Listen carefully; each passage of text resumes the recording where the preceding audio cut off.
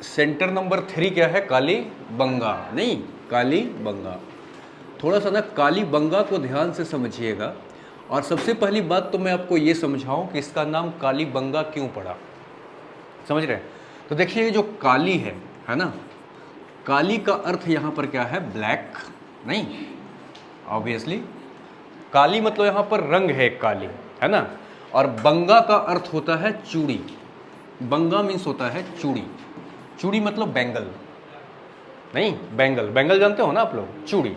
और एक्चुअली क्या था कि यहाँ पे जो चूड़ियाँ मिली थी ना, समझ रहे हैं, वो तांबा का बना हुआ था। तांबे की चूड़ियाँ या कांच की भी चूड़ियाँ मिली थी। तांबे और कांच दोनों की चूड़ियाँ मिली है। कई बार आप लोग देखते हो ना कि हम लोग के यहाँ कांच की चूड़ियाँ पहनते हैं और आगे से क्या होता है, एक सोने का भी एक बैंगल होता है जिसको लोग कंगन बोलते हैं, नहीं समझे?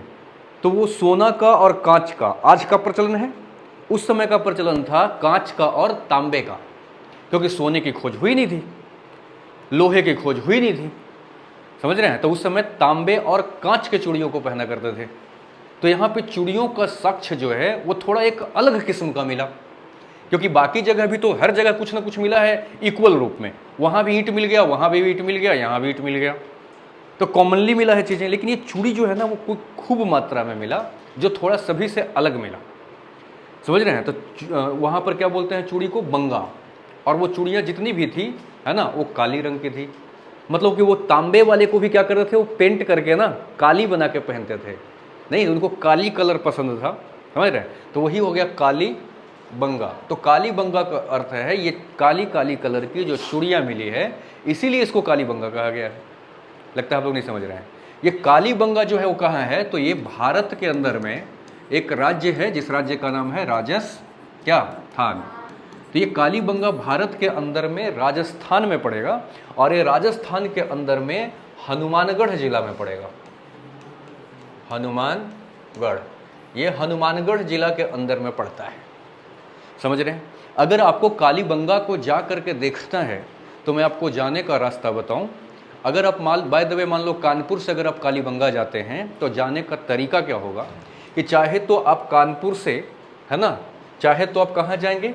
हनुमानगढ़ डिस्ट्रिक्ट सीधा जाएंगे, नहीं समझे? या कानपुर से दूसरा ट्रेन पकड़ के आप बीकानेर जाएंगे, समझ रहे हैं? चाहे तो आप क्या करेंगे, कानपुर से हनुमानगढ़ जाएंगे या बीकानेर जाएंगे। ये दोनों के दोनों स्टेशन कहाँ हैं? राजस्थान के अंदर। जैसे कानपुर अपना जिला है, वैसे बीकानेर भी राजस्थान का जिला है और हनुमानगढ़ भी जिला है। और सिचुएशन क्या होता है कि बीकानेर से हनुमानगढ़ एक ट्रेन चलती है, मतलब एक ट्रेन नहीं कई सारी ट्रेन चलती है पटरी पर, जो हनुमानगढ़ से बीकानेर जाती है। तो अगर बीकानेर भी पहुंच गए तो भी आपको हनुमानगढ़ आना पड़ेगा, नहीं समझे? तो भी आप कालीबंगा नहीं पहुंचोगे। रीजन क्या है कि जैसे कानपुर कोई डिस्ट्रिक्ट है तो कानपुर जितना शहर है, क्या कानपुर जिला उतना ही अंदर है कि और गांव तक में फैली हुई है? तो कानपुर पहुंच गए तो क्या पूरा कानपुर के एरिया तक पहुंच गए आप? नहीं ना। तो एक्चुअली क्या होता है, सो देखिए, अगर आप हनुमानगढ़ पहुंचो या बीकानेर पहुंचो, इसके बीच में जो ट्रेन चलती है ना उस पर आपको चढ़ना पड़ेगा। अगर बीकानेर आए तो हनुमानगढ़ आए तो बीकानेर की तरफ आना पड़ेगा, और बीकानेर उतरे तो हनुमानगढ़ की तरफ जाना पड़ेगा, क्योंकि इसके बीच में ही एक जगह है, समझ रहे हैं, जिसका नाम है पीलीबंगा। हाँ, आपको पीलीबंगा पे उतरना पड़ेगा। पीलीबंगा मतलब समझ रहे हैं कि अगर हनुमानगढ़ पहुंचेंगे तो इधर जाना पड़ेगा, और अगर बीकानेर पहुंचे तो इधर आना पड़ेगा, क्योंकि बीच में पीलीबंगा है। और पीलीबंगा से फिर आपको ऑटो वगैरह कुछ चीज़ें मिलेगी, क्योंकि पीलीबंगा से 5 किलोमीटर दूर एकदम एग्जैक्टली आपका पड़ता है कालीबंगा। तो पहले आपको कहाँ पहुँचना पड़ेगा? हनुमानगढ़ या बीकानेर। वहाँ से आपको पीलीबंगा आना पड़ेगा, और पीलीबंगा से 5 किलोमीटर ऑटो या वगैरह या किसी भी चीज़ से आप आगे बढ़िए, आप पहुँचेंगे तब जा कर के कालीबंगा। समझ रहे हैं? तो कालीबंगा का ये कुछ स्थिति है, आप लोग समझ रहे हो क्या? अब जरा सा यहाँ से देखोगे कि ये भारत के अंदर में इसकी स्थिति। अब हम लोग थोड़ा सा ये देखें कि इसकी खोज कैसे कैसे हुई है। सो देखिएगा, इसकी खोज जो हुई है, कुछ किताबों में ना 1952 लिखा है, कुछ किताबों में 53 लिखा है, ठीक है? तो 52-53 पकड़ लीजिए, क्योंकि डेट से तो क्वेश्चन यूपीएससी पूछेगी नहीं, बस समझिएगा। 1952-53 में, है ना, ए घोष। ए घोष जो है वो इसकी खोज किए थे कालीबंगा का, समझ रहे हैं। इसका पूरा नाम, कई बार ऑप्शन में पूरा नाम लिखा मिल जाता है और सभी का नाम ए से ही शुरू रहता है, तो हमने याद क्या किया है, ए घोष, और सबका नाम ए से ही और लास्ट में घोष आ गया, तो क्या करोगे। इसके लिए इनका पूरा नाम है अमलानंद घोष, अमलानंद घोष।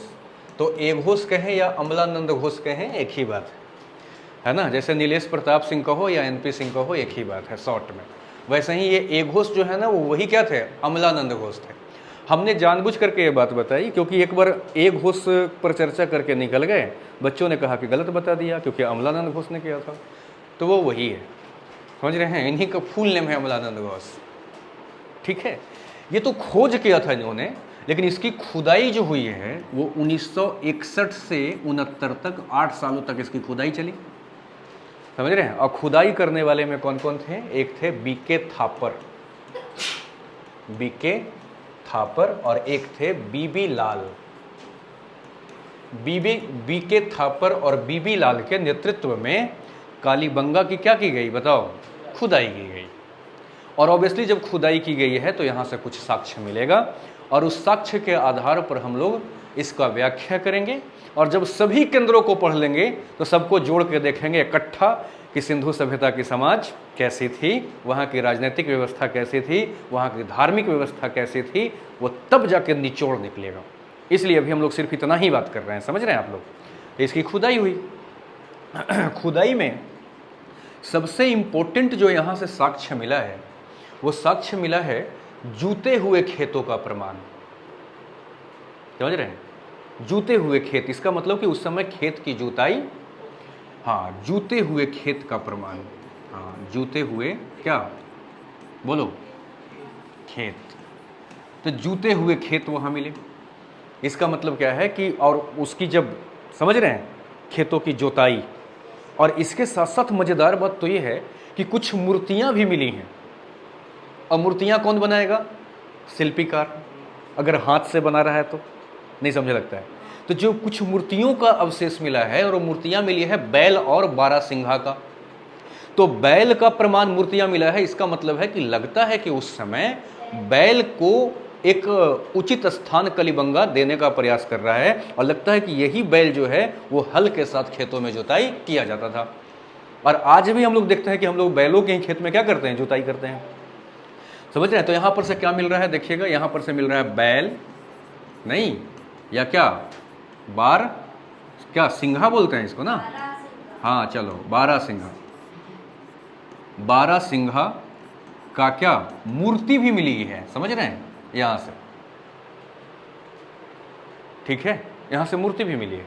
और आगे देखा जाए अगर तो यहां से पता है क्या, अब जरा सा एक चीज देखिए, मोहनजोदड़ो से स्नानागार मिला है जिसमें उतरने का प्रमाण किधर से है, उत्तर से और दक्षिण से सीढ़ियां बनाई गई है, और उसके बगल में एक कमरा बना हुआ है। मोहनजोदड़ो में एक कमरा बना हुआ है, उस कमरा में कपड़ा बदलने का काम होता था। इसी से अनुमान लगाया जा रहा है कि यहाँ पे लोग स्नान कर रहे हैं और कमरे में कपड़े बदल रहे हैं। और इस अनुमान पर आधार लगाया जा रहा है, आधार पर अनुमान लगाया जा रहा है कि लगता है ये कोई धार्मिक स्थल रहा होगा। जनरली हम कहीं भी कोई धार्मिक स्थल पे जाते हैं, आप हरिद्वार जाइए, वॉटएवर, कहीं भी हिंदू धर्म में अगर आप जाने का प्रयास करिए तो आप देखेंगे कि वहाँ पर स्नानागार निश्चित तौर पर होता है, कपड़ा बदलने का स्थान निश्चित तौर पर होता है। तो इसी साक्ष्य से जोड़ करके देखा जाता है कि लगता है वो जो बाथटब था उसके बगल में बदलने वाले कपड़े थे, वहाँ से फिर पत्थर का लिंग मिलना, ये कई चीज़ की ओर इशारा करता है कि लगता है कि ये धार्मिक स्थल रहा होगा। लगता है आप लोग नहीं समझ रहे। तो कहीं से मूर्तियाँ मिली हैं, कहीं से कुछ मंदिर मिला है कि नहीं मिला है, मिला है ना, है? सिंधु मोहनजोदड़ो से मंदिर का भी साक्ष्य मिला है। कहाँ से, जो निम्न नगर है, नहीं छोटी नगर, नीचे की तरफ जो नगर बसी हुई है, वहाँ से एक भवन मिला है, वो भवन को मंदिर का दर्जा दिया गया है। तो अलग अलग अगर जगह पर देखें तो कहीं मंदिर मिला है, कहीं स्नानागार मिला है। तो कलिबंगा से न तो मंदिर का साक्ष्य मिला है न स्नानागार का मिला है, लेकिन अग्नि वेदिका का मिला है, जिसको आप लोग हवन कुंड अग्नि वेदिका ये मिली है, समझ रहे हैं। तो यहां पर से अग्नि वेदिका कहने का मतलब समझ रहे हैं, मतलब हवन कुंड, यहां से ना हवन कुंड का साक्ष्य मिला है। और मजेदार बात यह है, इसको जोड़ के देखना, क्या नाम है तुम्हारा, जो भी है वॉटेवर, देखो अग्नि वेदिका और क्या मिला है, हवन कुंड, और इसी के साथ में पास में ही अस्थियां भी मिली है। अस्थियां समझते हैं, अस्थियां, हड्डियां मिली हैं, और कई टुकड़े तो हड्डियां जो है वो किसमें, अग्नि वेदिका में भी मिली हैं हड्डियां। और उस हड्डी को जब पता किया गया तो पता चला कि ये कोई जानवर का हड्डी है। इससे अनुमान लगाया जा सकता है कि उस समय बलि प्रथा का प्रतीक था। हवन कुंड के साथ अस्थि मिलने का अनुमान क्या लगाया जा सकता है कि बलि प्रथा उस समय जोरों शोर पर थी। लगता है नहीं समझ रहे आप लोग, अस्थियां तो इसी ओर इशारा कर रहा है ना, और वो भी हवन कुंड के साथ। तो आज के डेट में भी हम लोग क्या करते हैं कि देवी दुर्गा में जाकर के जो बलि वगैरह देते हैं तो कई लोग उसका खून चढ़ा देते हैं देवी पर। तो उस समय क्या होता था कि हवन कुंड में ही उनको क्या कर दिया जाता होगा, उनका अवशेष को थोड़ा बहुत डाला जाता होगा। नहीं, वो अवशेष यहाँ से मिली हैं। तो हवन कुंड, अग्नि वेदिका से भी अस्थियां मिलना मतलब कहीं ना कहीं इशारा करता है कि यहाँ बलि प्रथा जोर पकड़ी हुई थी। लगता है नहीं समझे। और क्या मिला है सो देखिए, चौथा नंबर में सिंधु सभ्यता में जो घरें मिली हैं, सिंधु सभ्यता के अंदर में कौन सा, मोहनजोदड़ो। मोहनजोदड़ो के अंदर में जो स्नानागार मिला है, या निम्न नगर में जो भवन मिली है जिसको मंदिर कहा गया है, ये सब के सब ईंटों से बनी हुई थी। क्योंकि ईंट बनाने वाले भट्ठे भी तो मिले हैं वहां से। तो ईंट बनाने वाला भट्ठा मिला है, इसका मतलब वहां पर पकी हुई ईंटें होती थी। लेकिन कलिबंगा से भी जो घर मिला है वो ईंट का ही मिला है। दोनों में अंतर यह है कि मोहनजोदाड़ो में पकी हुई ईंट से बनी है, और यहाँ जितनी भी ईंटें मिली है वो कच्ची हुई ईंट, मतलब समझ रहे हो, कच्चे ईंटें। इसका मतलब क्या है, इसको गर्म करके सिर्फ सूर्य के प्रकाश में इसको सुखा दिया जाता था। नहीं, मतलब इसको आग में डाल करके पकाया नहीं गया है। मोहनजोदड़ो में, हड़प्पा में जो ईंटें मिली है वो पकी हुई है। कलिबंगा के अंदर में जो ईंटें मिली है वो क्या है, कच्ची ईंटें हैं। लगता है आप नहीं समझ रहे हैं, उसको पकाया नहीं गया है, सूर्य के प्रकाश में बस उसको सुखाया गया है। तो यहां पर जो भवन मिला है कहां, कलिबंगा के अंदर में, वो कैसे मिला है बताओ, यहां पर कच्ची ईंटें हैं। लगता है आप नहीं समझ रहे हैं, यहां पर कच्ची ईंटों का इस्तेमाल किया गया है। अच्छा, एक मामले में और उल्टा है मोहनजोदाड़ो का ये, और वो क्या है, वहां पर जल निकास का प्रथा क्या था बताओ, सार्वजनिक था। सार्वजनिक समझते हैं, एक बहुत बड़ी नाला था, नहीं, जिसमें हर घर की पानी उसमें गिर जाती थी। वहां जल निकासी जो है वो बड़ा बेहतरीन था। कहां, मोहनजोदड़ो में। यहां पर कोई भी सार्वजनिक नाली का साक्ष्य नहीं मिला है। समझ रहे हैं, इसका मतलब है घर की पानी आसपास में ही गिरा देते होंगे, वो मिट्टी में सूखा तो सूखा, और नहीं सूखा तो आसपास में कचरा फैल गया। तो कलिबंगा के अंदर में जल निकासी, समझ रहे हैं, जल निकासी का खूबसूरत प्रमाण नहीं मिला है। मतलब ये जल निकासी के लिए कोई खास काम नहीं किए हैं ये। लगता है आप लोग नहीं समझ रहे हो। आगे आइए, तो यहां पर ना सवाधान, सवाधान समझते हैं आप लोग हैं? सवाधान कहने का मतलब यहां पर है जो दफनाने की जो प्रक्रिया थी, सवाधान, जो लोगों को दफनाते थे मरने के बाद। तो देखे कि जितने भी यहाँ पर कब्रें मिली हैं उन सभी में दफन की प्रक्रिया अलग अलग मिली है। कहीं पर मानव अगर मर गया तो उसको अकेले दफना दिया गया है, और कहीं पर स्त्री और पुरुष दोनों को साथ में दफनाया गया है ना, जुड़वा दफनाया गया है। नहीं, युग्म में, युग्म मतलब जोड़े से कहीं दफन का साक्ष्य मिला है, कहीं सिंगल मिला है।